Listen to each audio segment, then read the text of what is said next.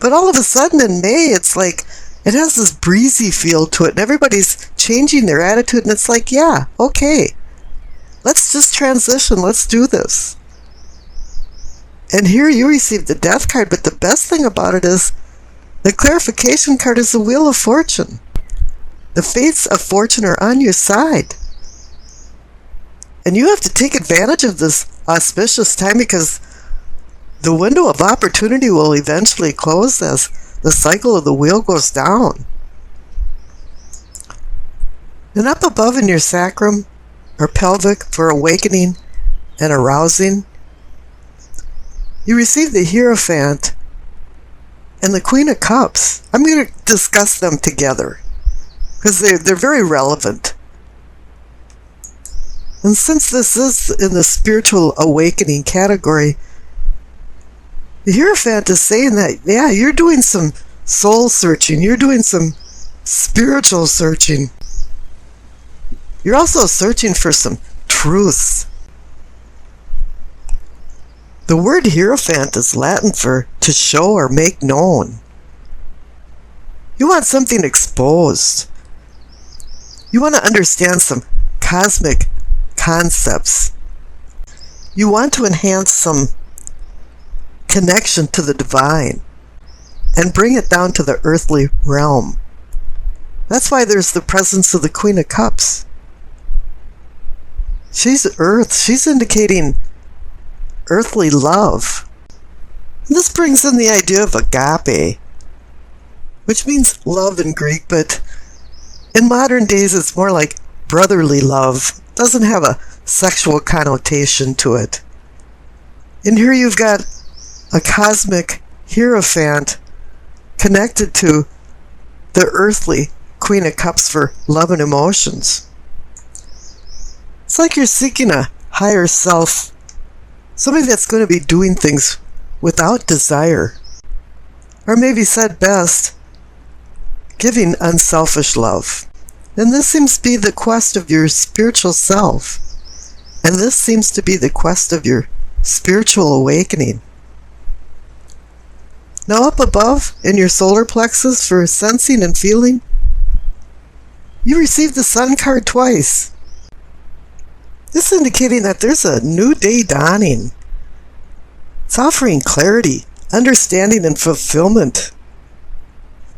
Suddenly things are coming into focus from the nourishing lifeline rays of the sun. It's like there's some kind of purification going on. You know, you've been walking in the obscure path of the moon, and all of a sudden, the sun rises. The sun portends success, abundance, and joy. That your unconscious inner self is in balance with your conscious foreself. As usual, there's rocky roads ahead, but you're optimistic and emotionally prepared for what comes your way now. You've overcome your shadow self. And the illumination of the sun is a spiritual enlightenment. And that's what you are seeking down in the pelvic and sacrum area with the Hierophant. A spiritual enlightenment. A light that draws you towards it. You know, the word illumination in Latin actually means spiritual enlightenment. But to acquire the happiness of the sun, you need to have simplicity. It just boils down to honesty and sincerity. Unpretentiousness. That brings an indescribable wholeness of being. All of a sudden now you're just feeling the joy of living and the delight of being alive. Now the center cards for the heart of the matter. Receive the Knight of Cups and the King of Cups. And there's a lot of water and emotion energy going on here because you've got the Queen of Cups next to the Hierophant. So you've got 3 out of 4 court cards from Cups. This reading has to do with your emotional well-being and it moving forward to more deeper bonds, more deeper emotional bonds. The Knight is offering the cup of opportunity. which is filled with emotions and love.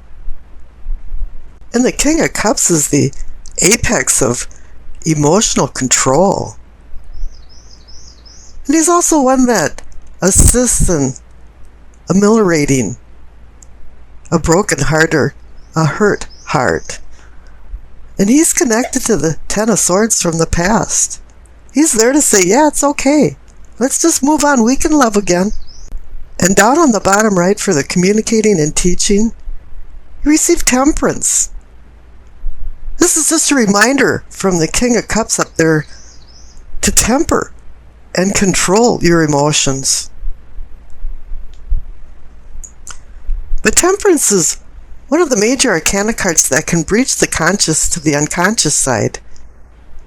And it appears now that they're meshing. And you're going into balance. And the clarification card is the Chariot.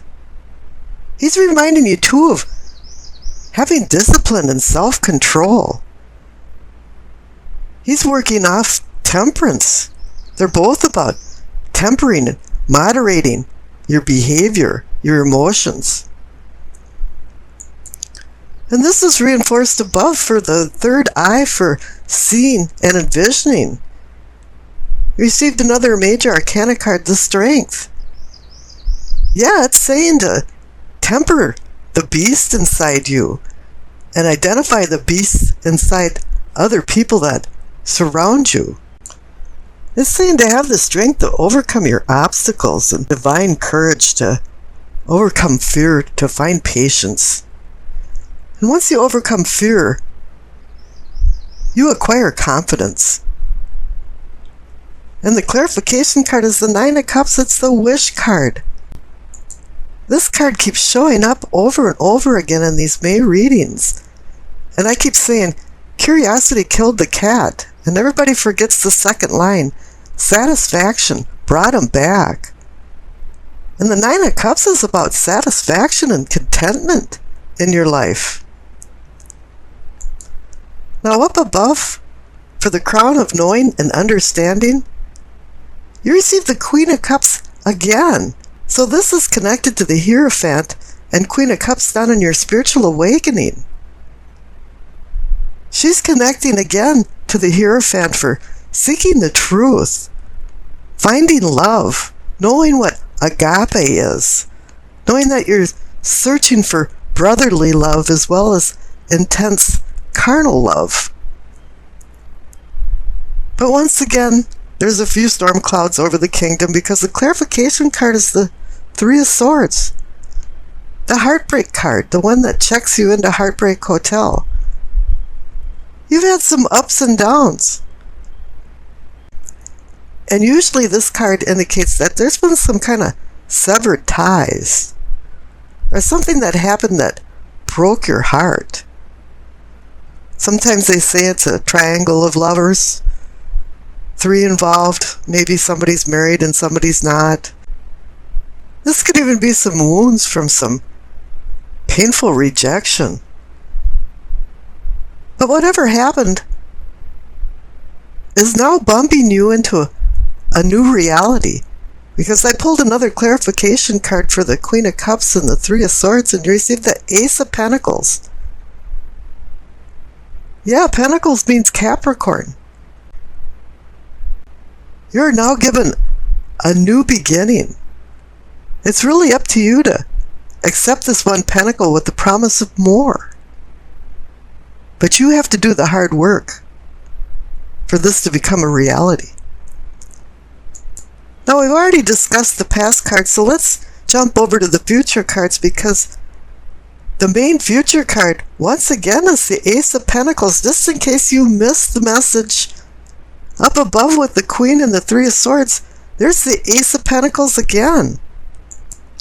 Yes, the Ace of Pentacles is extending possible gifts of value and fates of fortune for wealth. But it's not only probably wealth, but it's health and your emotional well-being. It's giving you a real-time potential for success with money and in business matters, and maybe eclipsing some financial struggles that you've had in the past. Rome wasn't built in a day, but it's time for you to get started and roll up your sleeves and get to work on your new beginnings. Now the clarification card is the Ten of Wands. It's indicating that there's going to be a lot of work and responsibility starting anew. Because you're in this death transformation, and I know this Ten of Wands is connected to the Ten of Swords from the past, but I certainly would rather have the Ten of Wands than the Ten of Swords.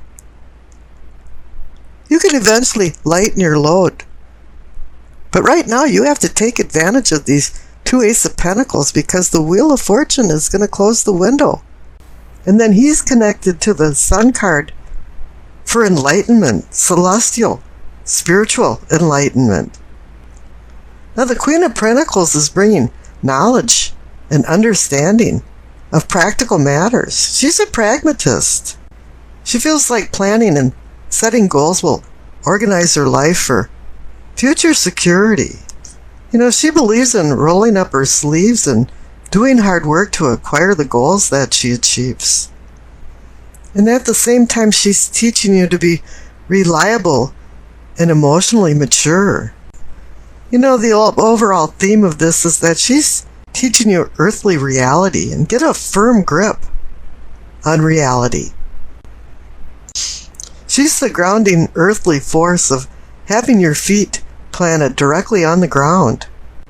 And then contrary to that, you have the Hanged Man, where he's hanging upside down, seeking enlightenment. And in the old legend, it's Odin, the god of war and poetry, seeking the mystic wisdom of the runes and secret magic letters. In the actual legend, it says that he died and came back to life.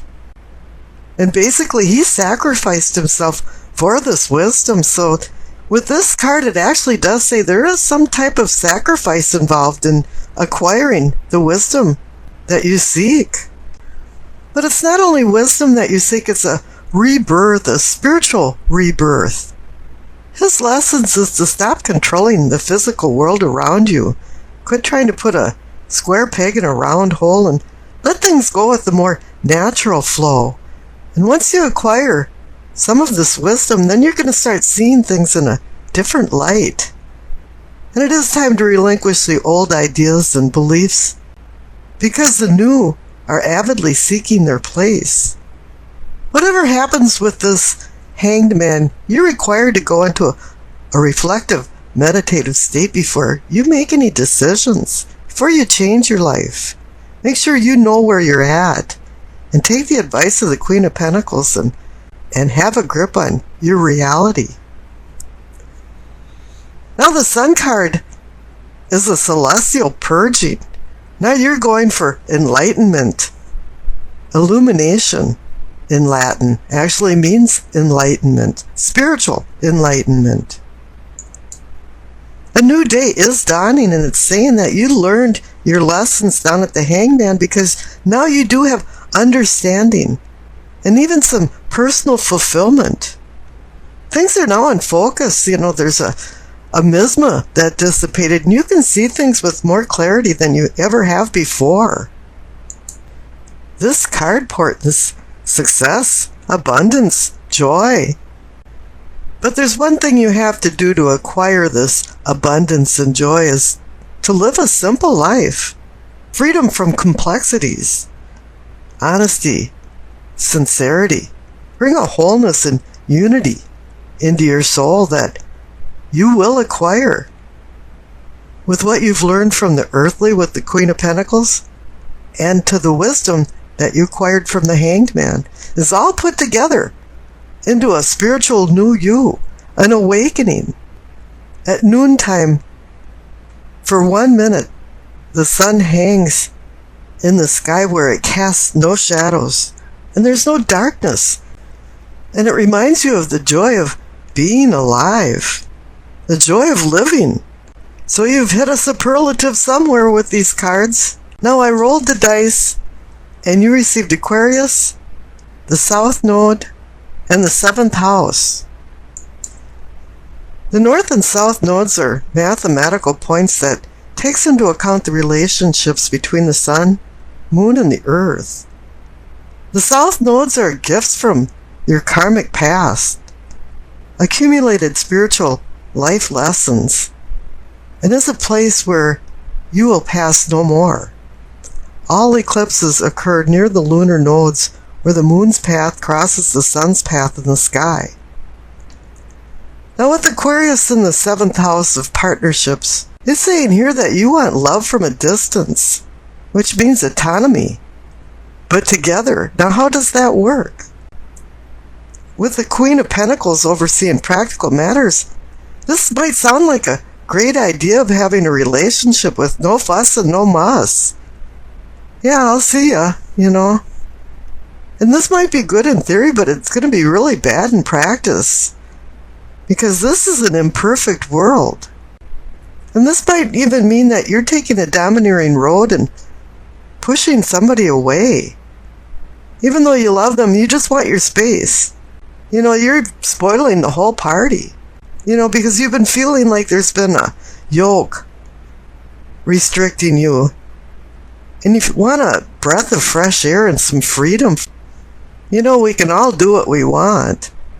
But you really do have to make some considerations for the other person in your life. And if you've been doing this, it's going to be throwing you into the Hanged Man reflective mode. You have to acquire some wisdom and some reality that the Queen of Pentacles is offering you. If you think that your significant other is just a friend, I think you're going to have a few problems here. You have to lighten up a little bit on some demands, and then the sun will shine on your relationship. But you have to keep everything real and keep reminding yourself that you have to be a team player. You can convince yourself that head over heart always works, and you can hide your feelings under some stolid shroud of contempt, but that's not going to work this time. The South Node can be somewhat negative, and hopefully you've earned in the past and learned so that you can depend on this knowledge to go forward with the present and future. Whatever comes back to you from the past is unresolved issues that can rear their ugly head. And you have to be prepared for these challenges. Karma is going to repeat actions, and it's going to feel like a déjà vu, or the old joke, déjà vu again. You're going to have this persistent feeling that you've lived through this or seen this before. And it's a real haunting feeling. So hopefully this time around your performance won't be some type of showstopper. And you can put some of these issues to bed if you can resolve them. And scary as it may sound, you might be experiencing real flashbacks. And if all this is true, the Queen of Pentacles is going to help you batten down the hatches and remind you not to lose touch with reality. And the Hanged Man is there to bring forth the wisdom that you've squirreled away for a rainy day. When the storm does blow over, the fog will lift and the sun will begin to shine on your newfound knowledge. As much as you hate to admit it, you're still on planet Earth, and you have to commiserate with other people to keep your relationships going. And the Hangman wants you to reflect on this so you can reinvent yourself, so you can be rewarded with the sun and maybe have a glimmer of the purpose of your life.